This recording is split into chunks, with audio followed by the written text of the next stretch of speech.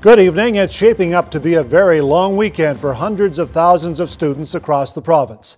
After receiving an 87% strike mandate, BC Teachers Federation President Susan Lambert announced this morning that teachers will be going on strike for 3 days starting Monday. There's a breathtaking arrogance to this government's announcements, and there's an appalling cynicism to their rhetoric. We've suffered 10 years of underfunding, and each and every year has brought us worsening conditions in schools, and we know that that will just be exacerbated next year. The provincial government is trying to head off the strike by introducing legislation, but Bill 22 likely won't become law before late next week at the earliest. The bill itself is hugely important in terms of the education system in British Columbia.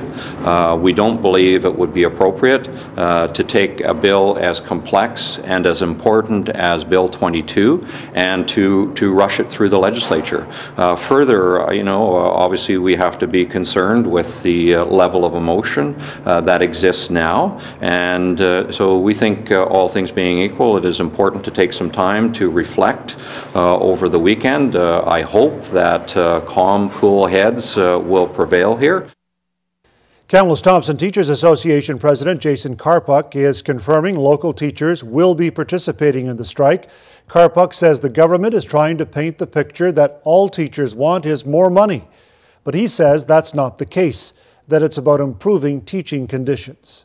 The biggest issue for us is the failure of the government to recognize what Justice Griffith said was unconstitutional with the stripping of class size and composition language. The Bill 22 came out removing any real limits on those, and that's really got teachers angry, especially with the other strips and concessions that it's looking for.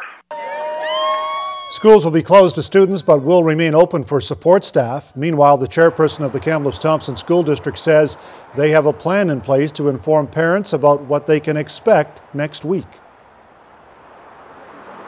The superintendent will be sending a center voice message to their home this evening.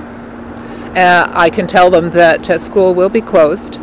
We don't feel that we have enough staff available, excluded staff and CUPE staff, to properly supervise their children. So we're sorry, but, it's unavoidable. It'd be so cool if you did. The school district is recommending parents be prepared for Monday's strike by ensuring they have childcare in place. They're asking parents to avoid dropping their children off at school. First of all, I can say, please don't. But obviously, if a child is dropped off at the school, we will take responsibility for that child for the day. The government is expected to save $50 million over the 3-day strike. Chairperson Harper says she expects it will stay in education coffers and that some of it will filter back down to the district level.